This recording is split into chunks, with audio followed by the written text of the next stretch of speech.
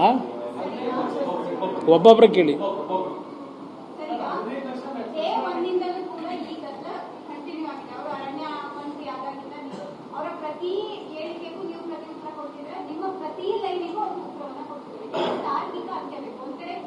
ಅದು ಕೋರ್ಟ್ನಲ್ಲಿ ನೋಡಮ್ಮ, ಒಂದು ನಿಮಿಷ ಈಗೇನು ನಾಳೆ ಬೆಳಗ್ಗೆ ಅವ್ರು ಹೇಳಿದ ತಕ್ಷಣ ಬಂದು ಅಕ್ವೈರ್ ಮಾಡ್ಕೊಳಕ್ಕಾಗಿದೆಯಾ?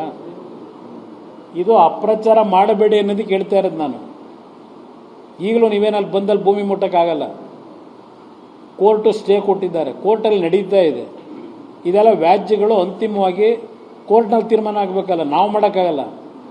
ಅದರಿಂದ ಕೋರ್ಟ್ನಲ್ಲಿ ಇದರ ಬಗ್ಗೆ ವಾದ ಪರವಾದ ಎರಡೂ ನಡೀತಾ ಇದೆ, ವಾದ ಪ್ರತಿವಾದಗಳು. ಅಲ್ಲಿವರೆಗಾದರೂ ಕಾಯಬೇಕಲ್ಲ. ಇವರೆಲ್ಲ ಏನು ಖ್ಯಾತೆ ತೆಗೆದವ್ರೆ ಅದು ಸರಿಪಡಿಸೋದಕ್ಕೆ ಇಲ್ಲಿ ಡಾಕ್ಯುಮೆಂಟು ನಮ್ಮ ಹತ್ರ ಆನ್ ರೆಕಾರ್ಡ್ಸ್ ನಾವು ಹೇಳ್ತಾ ಇರೋದು. ನೀವೇನು ಇಟ್ಕೊಂಡು ಹೇಳ್ತಾ ಇದ್ದೀರಿ? ನಿಮ್ಮ ಹತ್ರ ಏನಿದೆ?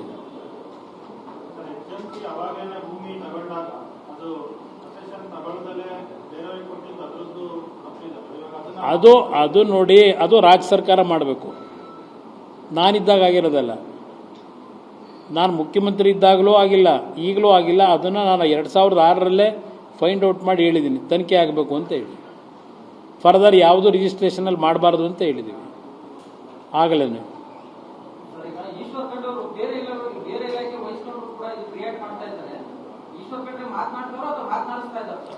ಬೇರೆ ಯಾರೋ ಮಾತಾಡಿಸ್ತಿರ್ಬೇಕು. ಅವತ್ತಿಂದಲೂ ಅದೇ ಆಗಿರೋದು.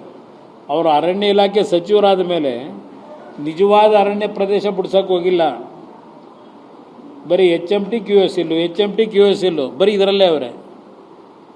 ಎಷ್ಟು ಪ್ರದೇಶ ಬಿಡಿಸಿದಿರಿ? ಎಷ್ಟು ಅರಣ್ಯ ಪ್ರದೇಶ? ಜಕ್ಕೂರ್ಗೆ ಹೋಗಿ ನೋಡಿದ್ದೀರಾ? ಜಕ್ಕೂರ್ ಪ್ಲಾಂಟೇಶನ್ ಏನಾಗಿದೆ? ಏನೇನು ರೆಕಾರ್ಡ್ಗಳು ತಿದ್ರು? ಯಾರ್ಯಾರಲ್ಲವ್ರೀಗ ಅಲ್ಲಿ ಜಕ್ಕೂರ್ ಪ್ಲಾಂಟೇಶನಲ್ಲಿ? ಈಗ ಕಾಡ್ಗೋಡಿ ಪ್ಲಾಂಟೇಶನ್ 600 ಎಕರೆನೋ 700 ಎಕರೆನೋ ಏನಾಗಿದೆ ಇವತ್ತದು? ಏನಾದ್ರು ಬಿಡಿಸಿದ್ದೀರಾ?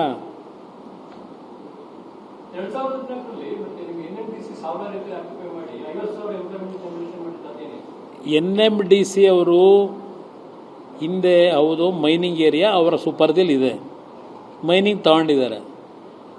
ದೇಶದ ಹಲವಾರು ಪ್ರದೇಶದಲ್ಲಿ NMDCಯಿಂದ ಮೈನಿಂಗ್ ಎಕ್ಸ್ಟ್ರಾಕ್ಷನ್ ಆಗ್ತದೆ. ನಾಟ್ ಓನ್ಲಿ ಇಂಡಿಯಾ, ಈವನ್ ಅಬ್ರಾಡಲ್ಲೂ ಇದೆ ಆ್ಯಕ್ಟಿವಿಟೀಸು NMDCಯಿಂದ.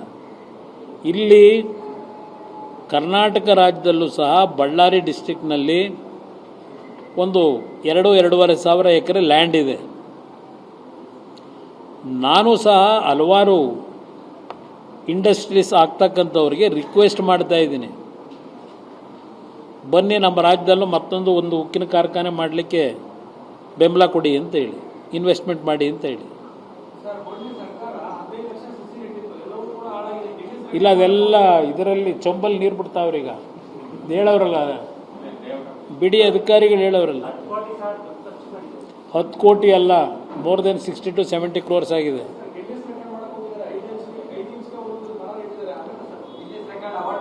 ಅದು ಯಾರೋ ಬಹುಶಃ ಭತ್ತ ನಾಟಿ ಮಾಡೋರನ್ನ ಕರ್ಕೊಂಬಂದವ್ರೆ, ಮರ ನೆಡೋರನ್ನ ಕರ್ಕೊಂಬಂದಿಲ್ಲ. ಭತ್ತ ನಾಟಿ ಮಾಡೋರನ್ನ ಕರ್ಕೊಂಬಂದು ಗಿನ್ನಿಸ್ ರೆಕಾರ್ಡ್ ಮಾಡವ್ರೆ.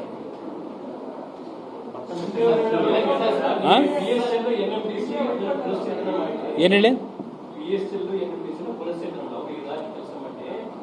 ನಾನು ಅವ್ರ ಕೈಯಲ್ಲಿ ಹೇಳಿಸ್ಕೋಬೇಕು. VSLನ ಪುನಶ್ಚೇತನಗೊಳಿಸಿ ಅಂತಿಲ್ಲ, ಅವ್ರ ಕೈಯಲ್ಲಿ ಹೇಳಿಸ್ಕೋಬೇಕಾಗಿದೆಯಾ? ಅವ್ರ ಕೈಯಲ್ಲಿ ಹೇಳಿಸ್ಕೊಂಡು ನಾನು ಮಾಡಬೇಕಾಗಿಲ್ಲ. ನಾನು ಏನು ಕೆಲಸ ಮಾಡಬೇಕು ಮಾಡ್ತಾಯಿದ್ದೀನಿ. ಅದೆಲ್ಲ ಪ್ರಚಾರ ಮಾಡ್ಕೊಳಕ್ಕೆ ಹೋಗಿಲ್ಲ. ದಿನ ಫುಲ್ ಪೇಜ್ ಆರ್ಟಿಕಲ್ ಬರೆಸ್ಕೊಂಡು ಏನು ನಾನು ಮಾಡೋಕ್ಕೆ ಹೋಗಿಲ್ಲ.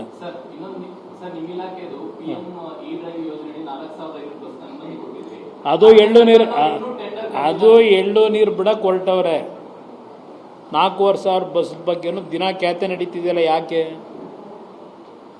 ಈಗ ಬೇರೆ ರಾಜ್ಯದವರು ಯಾಕೆ ಡಿಮ್ಯಾಂಡ್ ಇದೆ ಬಸ್ಗಳು ಕೊಡಿ ಅಂತ ಹೇಳಿ? ಇಲ್ಲಿ ಯಾಕೆ ಪ್ರಾಬ್ಲಮ್ ಕ್ರಿಯೇಟ್ ಮಾಡ್ಕೊಂಡವ್ರೆ?